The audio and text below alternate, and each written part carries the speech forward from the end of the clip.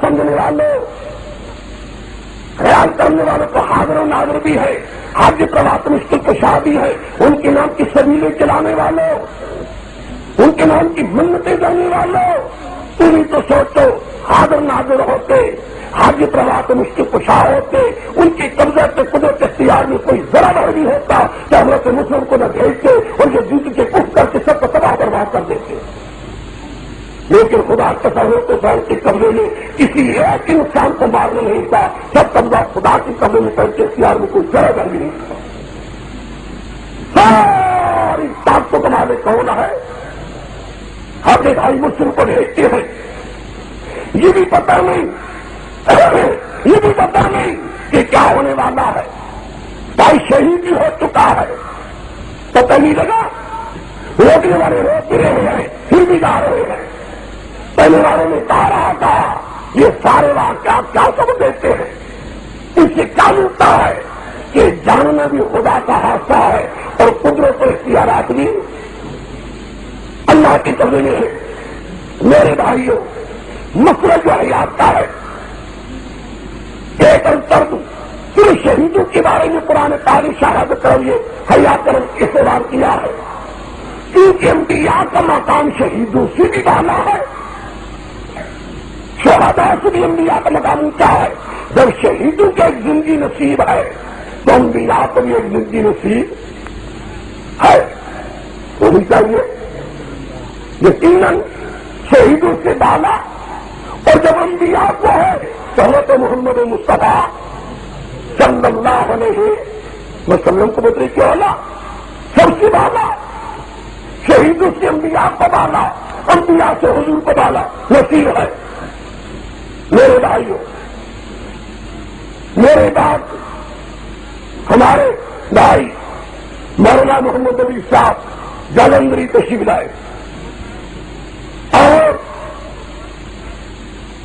مجھے یہ سن کر بڑا ہی تعجب ہوا کہ اتنے ذمہ دار آدمی سے اس قسم کی باتیں کیا ہوئی جو مجھے اس سے سننے میں آئی ہے. یہ بھی پتا لگا عامر خان بہادر صاحب بولے بجائے اجازت دینے کے سختی سے جان کر بٹھایا گیا، کچھ اس کو تکلیف بھی دی گئی اور بات سنی نہیں گئی. میں ابھی کہوں گا اور کہنے کے ساتھ بالکل کہتا ہوں، کوئی شخص بھی اور مولوی ہر عالم ہو غیر عالم ہو کوئی شک پوچھنا چاہے، ایک بات صرف شک ہوگی کہ میرے حوالے پر کوئی بات کرنا چاہے تو سر مجھ سے پوچھے. اگر میرے ایک حوالہ بھی غلط ہو، ایک حوالہ بھی غلط ہو، پوچھ سکتے ہو. لیکن میں تمہیں یقین سے کہوں گا کہ کوئی بات بلا ثبوت نہیں کہوں گا. جو مسئلہ چلا ہے یہ ہمارے درمیان اور ان کے درمیان، میں تمہیں کہہ دیا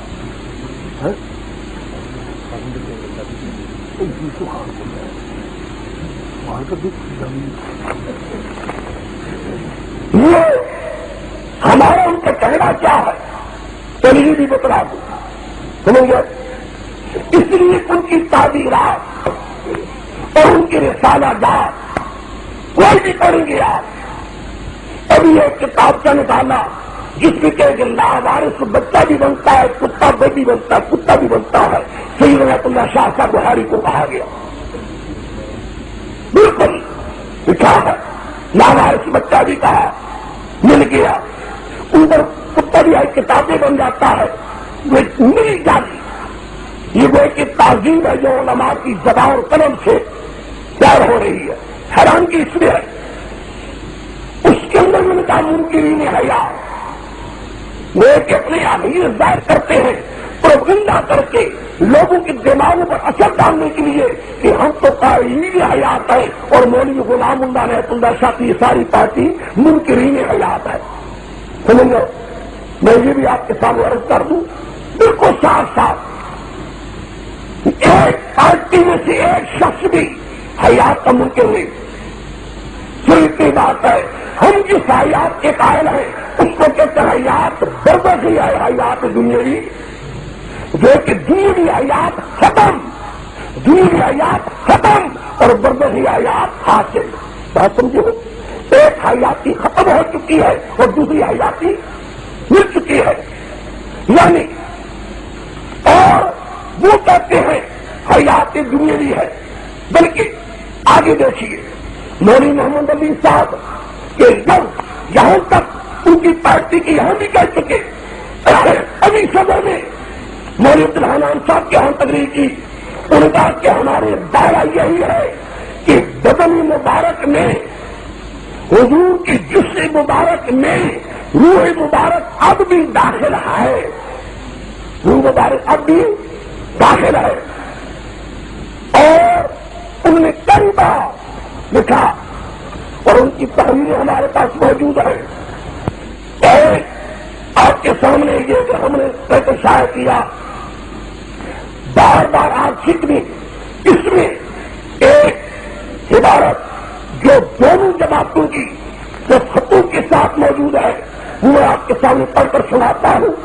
آپ خود سوچیے، یہ دونوں کے جماعت یعنی ادھر سے مولوی محمد علی صاحب جلندری کے اور مولوی لال حسین اختر کے، ادھر سے شاست کے اور میرے حاضر کی تاروں کے موجود ہے، تحریر موجود، ان کے پاس بھی ہے، ہمارے پاس بھی ہے۔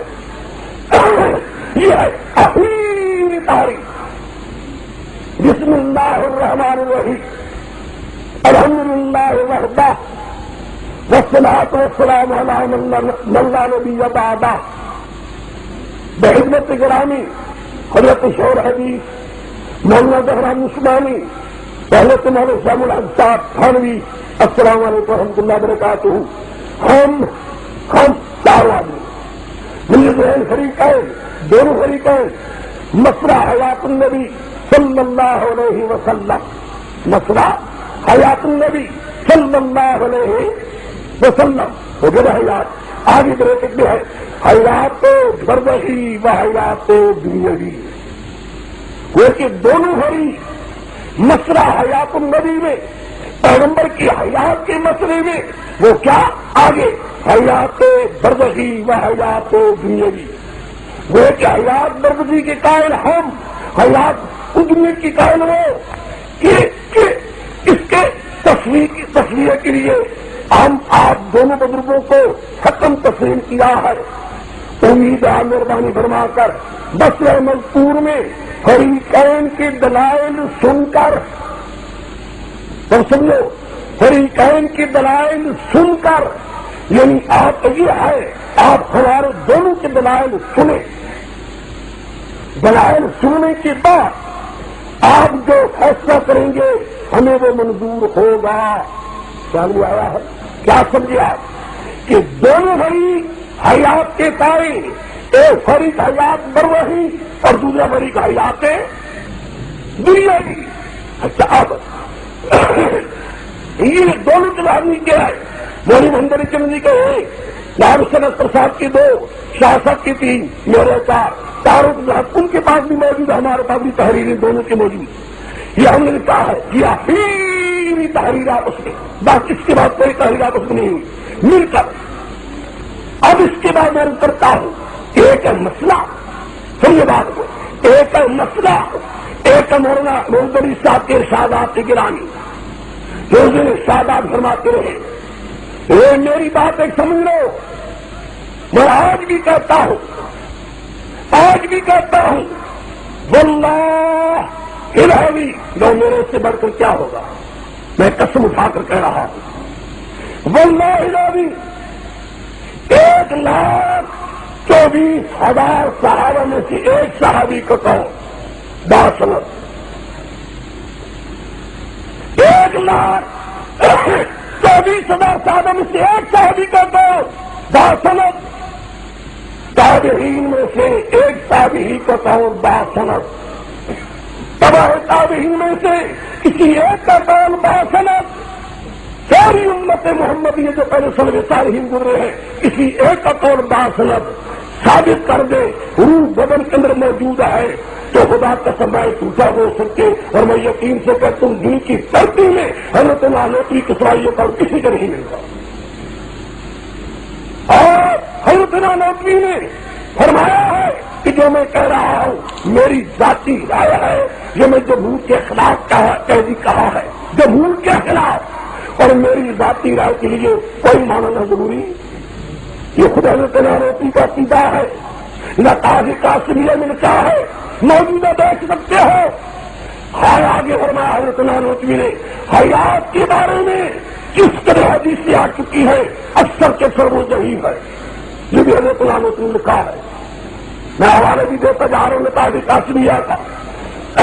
اس کے بعد اب بتاؤ کہ مومنین من یتبع غیر سبیل المومنین کون جا رہا ہے؟ ہمیں